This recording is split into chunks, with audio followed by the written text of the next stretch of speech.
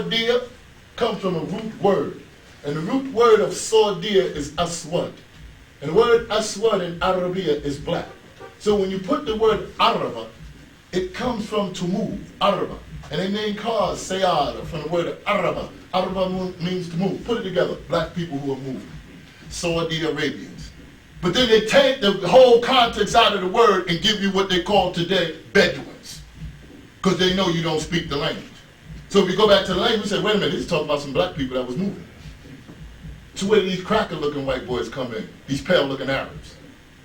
They invaded your land. Those are the Aryan Hindus. That's what Mike was talking about earlier. You had a defective gene from the Hindu, and then you had a defective gene from the Nubian. The Nubian gave birth to what you call a Caucasian, right? Cursed with the albinoism. Then you had what you call an Aryan Hindu who was cursed and had to move out. He couldn't stand over there, so he had to move out in certain areas. And he moved out and taught what they call today Iran. He moved out in Turkey. He moved out in what is called today Kuwait. He went all around the area. And to show you how he's not too smart, he does this here. If I take this as a compass, right? And I go north, south, and I'm going east, and I'm going west, right? By the time I get here, what is this called? Northeast. By the time I get here, what is this called? Southeast. How about if I come over here? Then I have to go what is west, northwest, or southwest, right? Where the hell is the middle and the east? Where's the Middle East? You see the mentality you're dealing with? They're telling you this is the middle of the east. Then it wouldn't be the middle of the east. It's going to be southeast or northeast. But it ain't the middle. So we got to change all that. And in changing all this, you see it every day with the changes happening. Certain people are coming up and standing up. Last week I was laughing for joy when I seen the brother Ellison out of Minnesota. He was elected in the Congress. He a Nation of Islam. I was doing like this, yeah! Because you know why? Everybody else gonna say, yeah, Nation of Islam up in there. I can get up in there. That was a great day. That was a great day. Okay? I hope I helped you. You got it. Go ahead. Yeah, I was talking to this other brother who was in the Egyptology.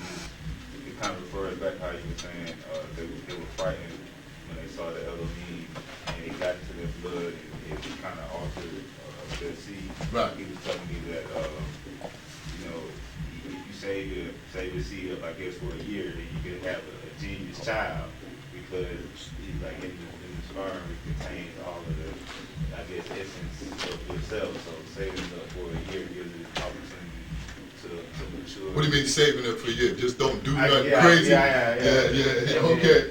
When you build yourself up, right, that child that you would give birth to a conception, you have to be careful. Because what did he say?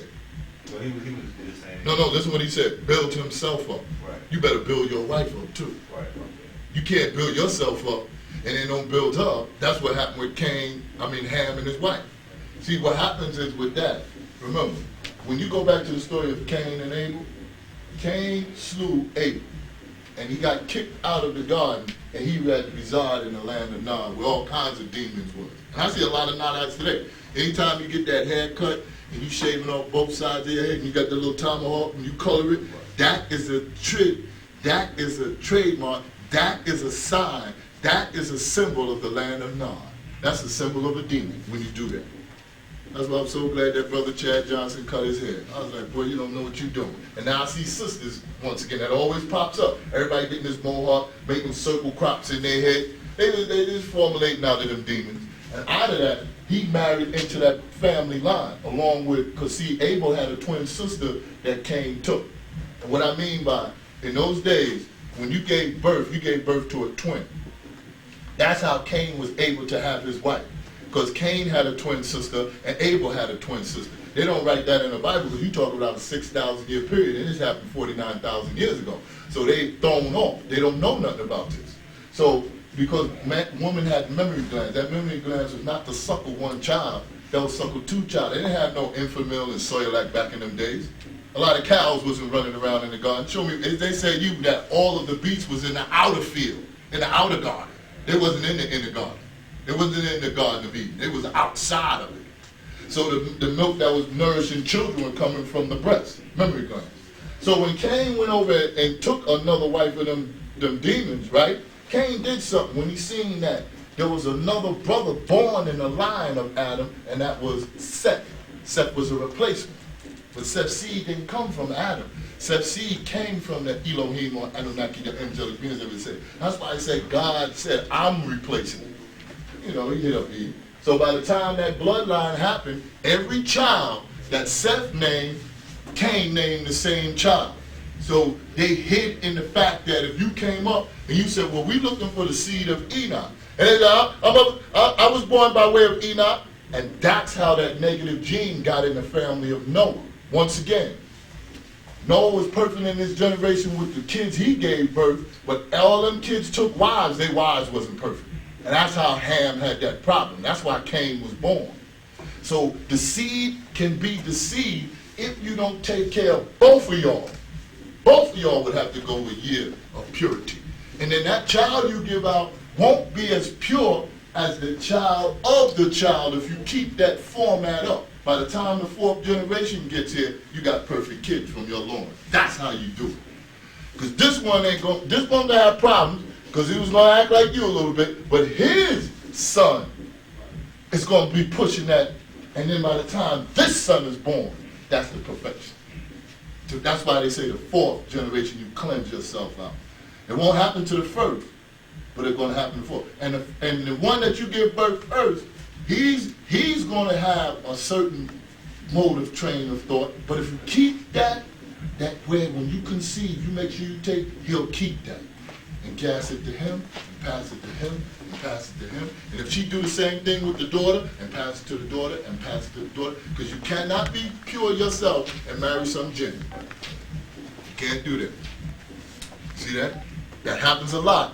But if you want that purity in your family, you got to be careful. You got to have it on both sides. You can't go in your wife's house one day and her brother eating with the fork in his ear like this at the table. You be like, who's that? That's my brother. I got to build with you. You know I got to go to the army. I won't see you in 2-3 years. Right? Because if that's her brother, in her genes is somebody that one day might be eating like this. You know you're supposed to eat like this with a brother. That nigga doing like this here. No. You got to be careful, okay? And that's what happened. So he was right in telling you to preserve yourself, but you got to preserve you and her. You feel me? Always remember that. And that's a good quality to have set forth to have beautiful children. And don't think they all going to listen to you. You're going to have a couple of retarded ones. That's the balancement. You're going to have a good one, you're going to have a nut. But the nut will protect the good one. That's always the case. You see that? So don't be walking around like when that child gets 15, he looking at you like, you know, I'm tired of these rules in the house. Because it does happen. It happened with all us sitting here, right? You get 16, 15, 16, you be like, man, I want to holler at Boo over there. Pop telling me I'd be here at 10 o'clock. I got to do something about this. I'm trying to get my own spot. Right or wrong. That's how we, and that's let you know that's how life is. Because when your kids get a certain change, they leave. Because that, you know why? Because that's what you did. And that's how you grow. So you teach them with them qualities while you can. And if you stay with them good qualities, they're going to be some beautiful people. Now, don't think they ain't going to have a little Jay-Z in them in their pocket. Because when I was young, my papa didn't want me to have James Brown in my pocket. He wanted me to listen to Cab Calloway in them. I was like, that's all right, Pop, but I'm black and I'm proud. That's what's up, man. You see that? And it goes down the line.